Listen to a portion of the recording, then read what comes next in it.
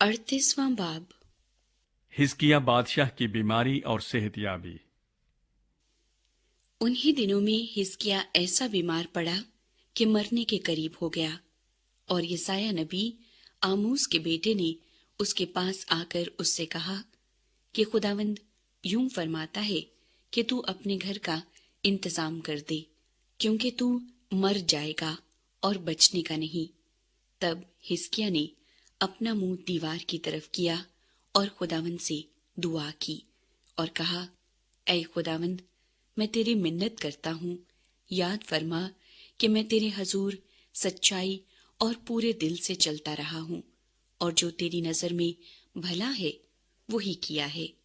और हिजकिय्याह jar jar रोया।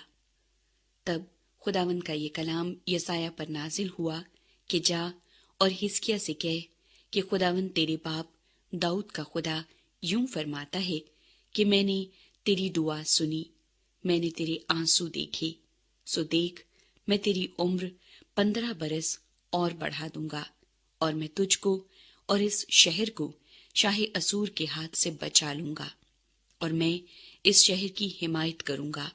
और खुदावंद की तरफ से तेरे लिए ये निशान होगा कि खुदावंद इस बात को जो उसने फरमाई पूरा करेगा। देख, मैं आफताब के ढले हुए साए के दर्जों में से आखिस की धूप घड़ी के मुताबिक 10 दर्जे पीछे को लौटा दूंगा। चुनाचे आफताब 10 दर्जों से ढल गया था, उनमें के 10 दर्जे फिर लौट गया। शाह यहूदा हिजकिय्याह की तहरीर जब वो बीमार था और अपनी बीमारी से शिफायाब हुआ। मैंने कहा, मैं अपनी आधी उम्र में पाताल के फाटकों में दाखिल होऊंगा।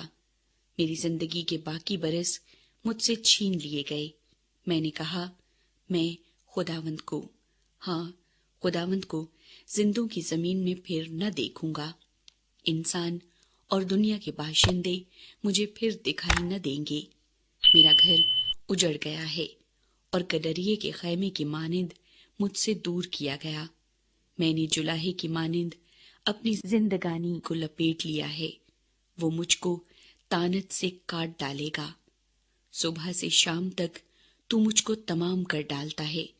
मैंने सुबह तक तहम्मुल किया, तब वो शेर बब्बर की मानिंद मेरी सब हड्डियां चूर कर डालता है। सुबह से शाम तक तू मुझे तमाम कर डालता है। मैं अबाबील और सारिस की तरह चीं चीं करता रहा। मैं कबूतर की तरह उड़ता रहा। मेरी आंखें ऊपर देखते देखते पत्थरा गई। ऐ खुदावंद, मैं बेकस हूँ, तू मेरा कफील हो। मैं क्या कहूँ, उसने तो मुझसे वादा किया और उसी ने उसे पूरा किया। मैं अपनी बाकी उम्र अपनी जान की तलखी के सबब से आहिस्ता आहिस्ता बसर करूंगा। ऐ खुदावंद, इन्हीं चीजों से इंसान की जिंदगी है और इन्हीं में मेरी रूह की हयात है। सो तू ही शिफा बख्श और मुझे जिंदा रख। देख, मेरा सख्त रंज राहत से तब्दील हुआ और मेरी जान पर मेहरबान होकर तूने उसे नेस्ती के गढ़े से रिहाई दी, क्योंकि तूने मेरे सब गुनाहों को अपनी पीठ के पीछे फेंक दिया, इसलिए कि पाताल तेरी सिताइश नहीं कर सकता और मौत से तेरी हमद नहीं हो सकती। वो जो गोर में उतरने वाले हैं तेरी सच्चाई के उम्मीदवार नहीं हो सकते। जिंदा, हाँ जिंदा ही तेरी सिताइश करेगा, जैसा आज के दिन मैं करता हूँ। बाप अपनी औलाद को तेरी सच्चाई की खबर देगा। खुदावंद मुझे बचाने को तैयार है, इसलिए हम अपने तार साजों के साथ उम्र भर खुदावंद के घर में सरोद खानी करते रहेंगे। यसाया ने कहा था कि इंजीर की टिकिया लेकर फोड़े पर बांधे और वो शिफा पाएगा। और हिजकिय्याह ने कहा था, इसका क्या निशान है कि मैं खुदावंद के घर में जाऊंगा। 39वां बाब। बाबल से एलची आते हैं। उस वक्त मर्दूक बलदान बिन बलदान शाह बाबल ने हिजकिय्याह के लिए नामे और तहाइफ भेजे, क्योंकि उसने सुना था कि वो बीमार था اور شفا یاب ہوا۔ اور حزقیہ ان سے بہت خوش ہوا اور اپنے خزانے یعنی چاندی اور سونا اور مصالے اور بیش قیمت عطر اور تمام صلہ خانہ اور جو کچھ اس کے خزانوں میں موجود تھا ان کو دکھایا۔ اس کے گھر میں اور اس کی ساری مملکت میں ایسی کوئی چیز نہ تھی جو حزقیہ نے ان کو نہ دکھائی۔ تب یسایہ نبی نے حزقیہ بادشاہ کے پاس آ کر اس سے کہا کہ یہ لوگ کیا کہتے تھے اور یہ کہاں سے تیرے پاس آئے؟ حزقیہ نے جواب دیا کہ یہ ایک دور کے ملک یعنی بابل سے میرے پاس آئے ہیں۔ تب اس نے پوچھا کہ انہوں نے تیرے گھر میں کیا کیا دیکھا؟ حزقیہ نے جواب دیا، سب کچھ جو میرے گھر میں ہے انہوں نے دیکھا۔ میرے خزانوں میں ایسی کوئی چیز نہیں جو میں نے ان کو دکھائی نہ ہو۔ تب یسایہ نے حزقیہ سے کہا، رب الافواج کا کلام سن لے۔ دیکھ، وہ دن آتے ہیں کہ سب کچھ جو تیرے گھر میں ہے اور جو کچھ تیرے باپ دادا نے آج کے دن تک جمع کر کے رکھا ہے بابل کو لے جائیں گے۔ خداوند فرماتا ہے، کچھ بھی باقی نہ رہے گا، اور وہ تیرے بیٹوں میں سے جو تجھ سے پیدا ہوں گے اور جن کا باپ تو ہی ہوگا کتنوں کو لے جائیں گے، اور وہ شاہ بابل کے محل میں خواجہ سرا ہوں گے۔ تب حزقیہ نے یسایہ سے کہا، خداوند کا کلام جو تو نے سنایا بھلا ہے، اور اس نے یہ بھی کہا کہ میرے ایام میں تو سلامتی اور امن ہوگا۔ 40واں باب۔ امید افزا باتیں۔ تسلی دو، تم میرے لوگوں کو تسلی دو، تمہارا خدا فرماتا ہے۔ یروشلیم کو دلاسا دو اور اسے پکار کر کہو کہ اس کی مصیبت کے دن جو جنگ و جدل کے تھے گزر گئے، اس کے گناہ کا کفارہ ہوا، اور اس نے خداوند کے ہاتھ سے اپنے سب گناہوں کا بدلہ دو چند پایا۔ پکارنے والے کی آواز، بیابان میں خداوند کی راہ درست کرو، صحرا میں ہمارے خدا کے لیے شاہراہ ہموار کرو۔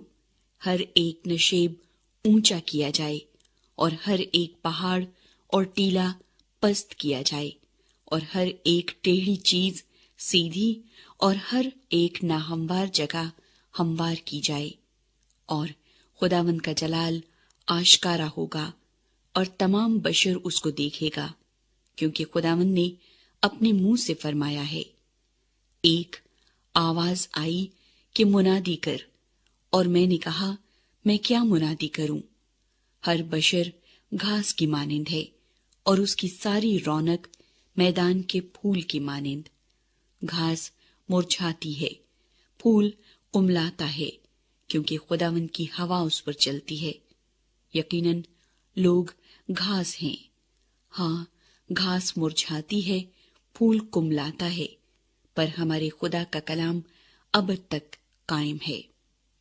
اے سیون کو خوشخبری سنانے والی، اونچے پہاڑ پر چڑھ جا، اور اے یروشلیم کو بشارت دینے والی، زور سے اپنی آواز بلند کر۔ خوب پکار اور مت ڈر۔ یہودا کی بستیوں سے کہہ، دیکھو اپنا خدا، دیکھو خداوند خدا بڑی قدرت کے ساتھ آئے گا، اور اس کا بازو اس کے لیے سلطنت کرے گا۔ دیکھو اس کا صلہ اس کے ساتھ ہے اور اس کا اجر اس کے سامنے۔ وہ چوپان کی مانند اپنا گلہ چرائے گا، وہ بروں کو اپنی بازوؤں میں جمع کرے گا اور اپنی بغل میں لے کر چلے گا، اور ان کو جو دودھ پلاتی ہیں آہستہ آہستہ لے جائے گا۔ اسرائیل کا بے مثال خدا، کس نے سمندر کو چلو سے ناپا اور آسمان کی پیمائش بالشت سے کی، اور زمین کی گرد کو پیمانے میں بھرا، اور پہاڑوں کو پلڑوں میں وزن کیا، اور ٹیلوں کو ترازو میں تولا؟ کس نے خداوند کی روح کی ہدایت کی یا اس کا مشیر ہو کر اسے سکھایا؟ اس نے کس سے مشورت لی ہے جو اسے تعلیم دے اور اسے عدالت کی راہ سجھائے، اور اسے معرفت کی بات بتائے اور اسے حکمت کی راہ سے آگاہ کرے؟ دیکھ، قومیں ڈول کی ایک بوند کی مانند ہیں اور ترازو کی باریک گرد کی مانند گنی جاتی ہیں۔ دیکھ وہ جزیروں کو ایک ذرے کی مانند اٹھا لیتا ہے۔ لبنان ایندھن کے لیے کافی نہیں، اور اس کے جانور سوختنی قربانی کے لیے بس نہیں۔ سب قومیں اس کی نظر میں ہیچ ہیں، بلکہ وہ اس کے نزدیک بطالت اور ناچیز سے بھی کم تر گنی جاتی ہیں۔ پس تم خدا کو کس سے تشبیہ دو گے، اور کون سی چیز اس سے مشابہ ٹھہراؤ گے؟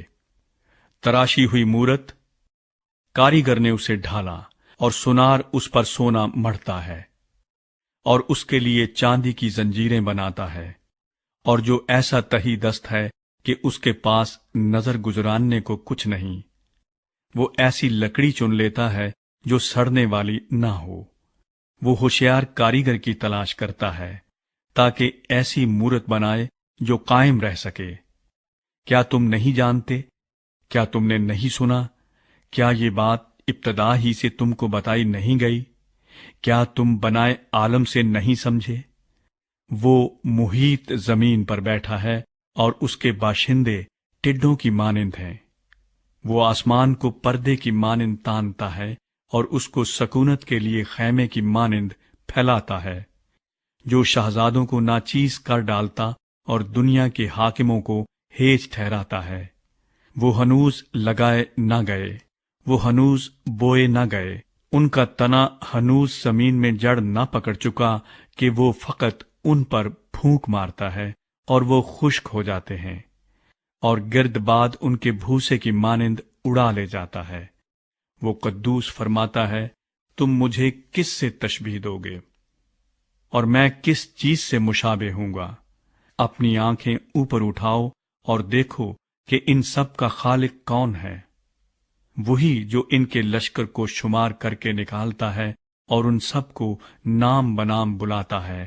اس کی قدرت کی عظمت اور اس کے بازو کی توانائی کے سبب سے ایک بھی غیر حاضر نہیں رہتا۔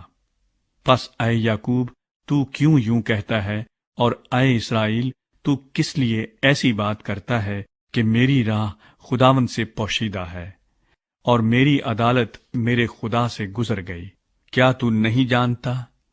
کیا تو نے نہیں سنا کہ خداوند خدائے ابدی و تمام، زمین کا خالق تھکتا نہیں اور ماندہ نہیں ہوتا؟ اس کی حکمت ادراک سے باہر ہے۔ وہ تھکے ہوئے کو زور بخشتا ہے اور ناتواں کی توانائی کو زیادہ کرتا ہے۔ نوجوان بھی تھک جائیں گے اور ماندہ ہوں گے، اور سورما بالکل گر پڑیں گے، لیکن خداوند کا انتظار کرنے والے از سر نو زور حاصل کریں گے۔